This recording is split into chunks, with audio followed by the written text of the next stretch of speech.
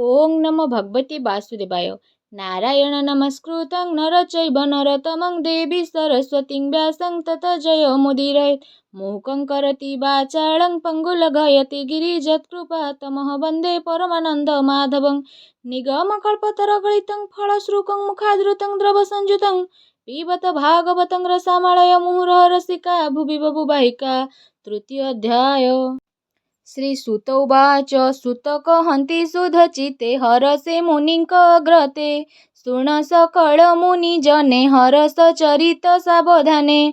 सृष्टिर काले से मुरारी महापुरुष रूप धरी महत्वादि अंगे पशि विराट रूपे ब्रह्मराशि कला से बहोई षोडश अनादि परम पुरुष बुद्धि चेतना अहंकार मन अंतरिक्ष समीर अनल जल वसुमती पंच इंद्रिय जहा चिंती जीव परम ए षोडश ए आदि सृष्टि उपदेश ए सृष्टि संगे इच्छा करी जले जोग निद्रा विस्तारी तानाभि कमलु सकल प्रकाशी आच्छादिला जल ब्रह्मा होइले तहु जात से प्रजापतिंकर नाथ तार शरीरु सृष्टि लोक प्रकाश होइले अनेक से शुद्ध तत्व विश्वरूप जार भियाण महाकल्प अनेक चक्षु द्वारे भरी से विश्वरूप ब्रह्मचारी सहस्र पाद उरु भुज शिर बदन नासा तेज सहस्र लोचन श्रवण बसन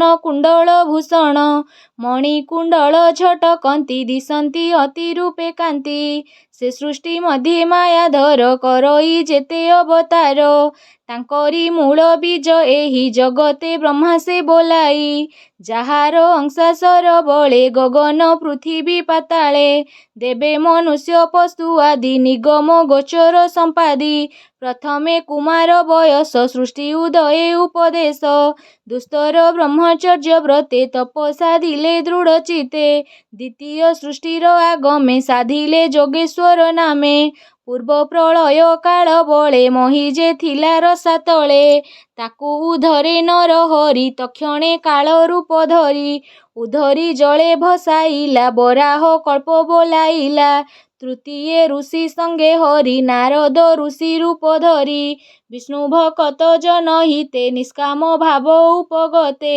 चतुर्थे पुण्य वेद कांड धर्म उद्देश्य कर्म कांड से रूपे नर नारायण सृजिले धर्म आचरण तपसा दिले दृढ़ चिते सृष्टि कल्पने अविरते पंचमे सिद्धि अवतारे जन्मिले कदमर घरे नाम जे कपिल बोलाई पिता मातांकु ज्ञान कही षष्ठ सर्गरे नर हरि अत्रिर वंशे अवतरी अनेक ज्ञान शास्त्र कल्पे जन्मिले दत्तात्रय रूपे सप्तमे रुचि ऋषि बीजे जन्मिले आकुतिर गर्भे ए रूपे यज्ञ अवतार पालिले स्वयंवरुंकर अष्टमे नाभि गृहे जात ऋषभ मेरु देवी सुत कठोर अति तप कले ज्ञानी को पथ देखाइले नवमे पृथु रूप धरी बळे दुहिले वसुंधरी क्षीरे धरणी करी सम नाम बहिले उत्तम दशमे मत्स्य रूप होई नादे औषध बीज बही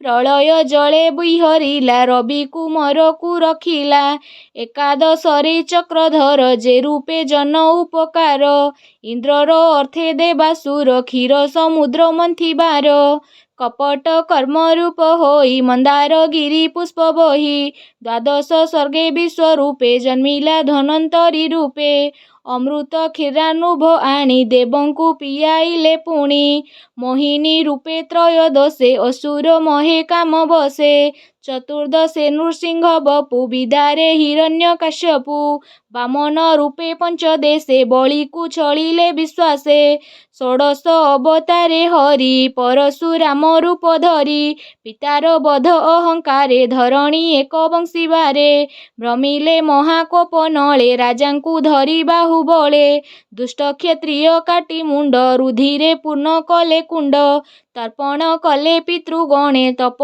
रहिले घोर बने सप्तदशरे सूर्य कार्य जन्मिले पराशर बीज निगम वृक्ष थिला एका विचारी कले शत सखा ପ୍ରାଣୀଙ୍କ ଦେଖି ଅଳ୍ପ ବୁଦ୍ଧି ଯେ ଧର୍ମ ସଂସାରେ ପ୍ରସିଦ୍ଧି। ସେ ପୁଣି ଦିବାକର ବଂଶେ ଶ୍ରୀରାମଚନ୍ଦ୍ର ଅଷ୍ଟଦେଶେ। ଜଳଧି ବାନ୍ଧି ସୀତା ଛଳେ ଲଙ୍କା ଧ୍ୱଂସିଲେ ଭୁଜ ବଳେ। ରାବଣ ମାରି ଦେବ କାର୍ଯ୍ୟେ ଧର୍ମ ସ୍ଥାପିଲେ ଏହୁ ରାଜେ। ଊନବିଂଶତି ରୂପ ହରି ଯାଦବ ବଂଶେ ଅବତରି। କୃଷ୍ଣ ଶରୀର ରାମ ତୁଲେ ଅବନୀ ଭରା ନିବାରିଲେ। କଳିଆ ଗମେ ଭାବଗ୍ରାହୀ ପାଷାଣ୍ଡ ଜନ ମନ ମାହି। ବୃଷ ନାମରେ ଦ୍ୱିଜ ଘରେ ଜନ୍ମିଲେ କିକଟ ନଗରେ। ଜ୍ଞାନ ଉଦ୍ଦେଶ୍ୟେ ଭଗବାନ ମହିଲେ ଅସୁରଙ୍କ ମନ।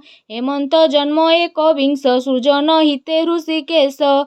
ସେ ପୁଣି କଳି ଯୁଗ ଅନ୍ତେ ପ୍ରଜାଙ୍କୁ ଦେଖି ଏ ଜଗତେ। ନିର୍ଦ୍ଦୟ ହୃଦେ ପ୍ରଜା ମାରି ଧନ ଜୀବନ ନିତ୍ୟ ହରି। ଯେ କୂପେ ବିଷ୍ଣୁ ଯଶା ହୋଇ ଜନ୍ମିବେ କଳ୍କି ଅବତାରେ। ମନରୁ ସତ ବଳବନ୍ତ ଅଶ୍ୱ ଆରୋହୀ ଜଗନ୍ନାଥ। ସୁନନ୍ଦ ଖଡ୍ଗ କରେ ଧରି ଦୁଷ୍ଟ ରାଜାଙ୍କୁ ବେଗେ ମାରି। ଅଳପ ପ୍ରଜା ଜନ ଶେଷ ଦୟାରେ ଲଭିବେ ଆଶ୍ୱାସ। ସେ ସତ୍ୟ ନିଧି ମାୟାଧର ଅସଂଖ୍ୟ କରେ ଅବତାର। ଯଥା ଅକ୍ଷୟ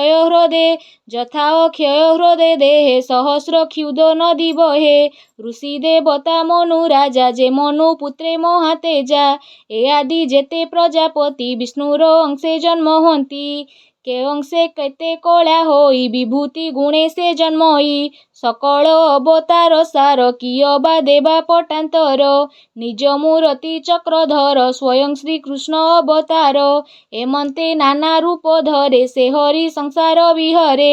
ଦୁଷ୍ଟଙ୍କ ବଳେ ତେଜ ହରି ସଂସାର ରଖେ ନିରହରି।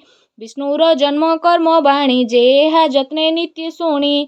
ରାତ୍ର ଦିବସ ମଧ୍ୟେ ଯେବେ କାଳ ବଞ୍ଚନ୍ତି କୃଷ୍ଣ ଭାବେ।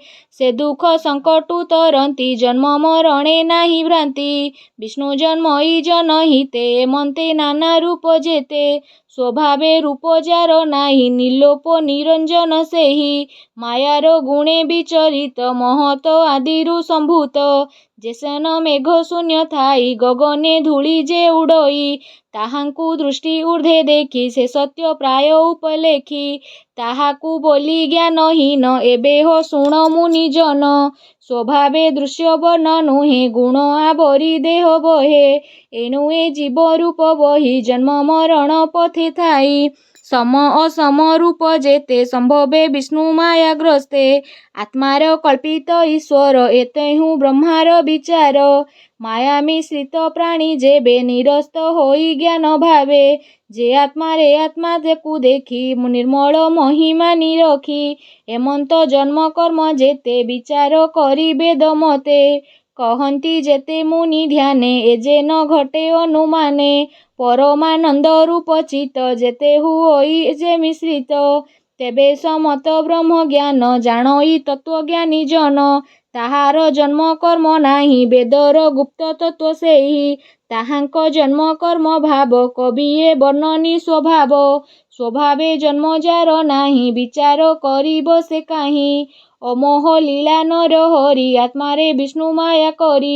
ବ୍ରାହ୍ମଣ ସୁଜଇ ପାଳଇ ତାହାକୁ ସେ ଅନ୍ତେ ଭକ୍ଷଇ। ପ୍ରାଣୀଙ୍କ ମଧ୍ୟେ ଆତ୍ମା ତନ୍ତେ ଷଢ଼ ବର୍ଗ ଭୋଗ ଯେ ନିତେ। ଏଣୁ ଈଶ୍ୱର ସେ ବୋଲାଇ କିସ ଉପମା ଦେବି ମୁହିଁ। ଈଶ୍ୱର ଲୀଳା କର୍ମ ଯେତେ କେ ଜାଣି ପାରେ ତର୍କ ମତେ। ଏହାର ଅଛି ଯେତେ ନାମ ସ୍ୱଭାବେ ଯେତେ ଗୁଣ ଗ୍ରାମ। ନଟ ଯେ ସନ ମାୟା କରି ମୋହଇ କୁହୁକ ବିସ୍ତାରି। ଅଜ୍ଞାନୀ ଜାଣିବ କି ତାହା ଦୁଧିର ଗମ୍ୟ ବିଷ୍ଣୁ ମାୟା। ଏ କାଳ ଚକ୍ର ତାର ହସ୍ତ କେ ଜାଣି ପାରେ ତାର ଗ୍ରସ୍ତ। ସେ ହରି ପାଦ ପଦ୍ମ ବନ୍ଧ ଯେ ନିତେ ପିଏ ମକରନ୍ଦ। ହିଂସା କପଟ ଦୂରେ ତେଜି ସର୍ବାନୁକୂଳେ ବିଷ୍ଣୁ ଭୋଜି। ଭକତ ଭାବେଣ ଭଜନ୍ତି ସେ କୃଷ୍ଣ ମହିମା ଜାଣନ୍ତି। ଧନ୍ୟ ଜୀବନ ତାହାଙ୍କର ସେ ହରି ଚରଣେ କିଙ୍କର। ସର୍ବ ଆତ୍ମାକୁ ଆତ୍ମା ଭାବେ ଭଜନ୍ତି ନିତ୍ୟ ବସୁଦେବେ। ଏମନ୍ତେ ଭାବେ ଯେ ଭଜଇ ଏ ମାୟା ତାକୁ ନ ଲାଗଇ। ଏ ଯେ ପୁରାଣ ଭାଗବତ ନିର୍ମଳ ପଦ ବ୍ରହ୍ମ ତତ୍ତ୍ୱ। କୃଷ୍ଣ ଚରିତ ପ୍ରଶଂସି ପ୍ରକାଶ କଲେ ବ୍ରହ୍ମ ଋଷି। ଜୀବର ମୋକ୍ଷ ଫଳ ଅର୍ଥେ ଧର୍ମ କର୍ମଳ ଏ ଜଗତେ। ସର୍ବନିଗମ ଇତିହାସ ସାର ଉଧରି ମନ ତୋଷ। ଆତ୍ମା ଅଜ୍ଞାନୀଙ୍କର ସାର ସେ ସୁଖ ରୂପେ ଅବତାର। ତାହାଙ୍କୁ ଭାଗବତ ଦୀକ୍ଷା ଦେଇ କହିଲେ ଆତ୍ମଶିକ୍ଷା। ସେ ପୁଣି ପରୀକ୍ଷିତ ଆଗେ କହିଲେ ଆତ୍ମା ଅନୁରାଗେ। ବ୍ରାହ୍ମଣ ସାପେ ସେ ବିକଳ ନିବାରି କରି ଗଙ୍ଗା ଜଳ। ପରମ ଋଷି ମେଳେ ଥାଇ କୃଷ୍ଣ ଚରଣେ ମନ ଦେଇ। ଏ ଭାଗବତ ରସ ଶୁଣି ତରିଲା ଭବ ତରଙ୍ଗିନୀ। ସେ କୃଷ୍ଣ ଲୀଳା କାର୍ଯ୍ୟ ଲୋଭେ ନିଜ ଭୁବନ ପୁଣି ଯିବେ। ସଙ୍ଗତେ ଘିନି ଧର୍ମ ଜ୍ଞାନ ନିଜ ଶରୀରେ ହେବେ ଲୀନ। ଏ କଳି ଯୁଗେ ଯେତେ ନର ପଡ଼ିବେ ମାୟା ଅନ୍ଧକାର। ତାହାଙ୍କୁ ତପନ ଉଦିତ ହୋଇବ ଭାବେ ଭାଗବତ। ରାଜା ସଙ୍ଗତେ ଗଙ୍ଗା ତଟେ ଅନେକ ଋଷିଙ୍କ ସଙ୍ଗତେ। ଏ ଭାଗବତ ତତ୍ତ୍ୱବାଣୀ ଶୁକ ମୁନିଙ୍କ ମୁଖେ ଶୁଣି। ଜାଣିଲି ସୁକ ଅନୁରାଗେ ଏବେ କହିଲି ତୁମ୍ଭ ଆଗେ। କହଇ ଦାସ ଜଗନ୍ନାଥ ସୃଜନ ହିତେ ଭାଗବତ। ଏ ଭାବେ ଚିନ୍ତନର ହରି ଘୋର ସଂସାରୁ ଜୀବ ତରି। ଇତି ଶ୍ରୀମଦ୍ଭାଗବତେ ମହାପୁରାଣେ ପରମହଂସ ସଂହିତାୟ वैशिकाय प्रथम स्कंदे नैमिषारण्य उपाख्याने नाम तृतीयोऽध्याय।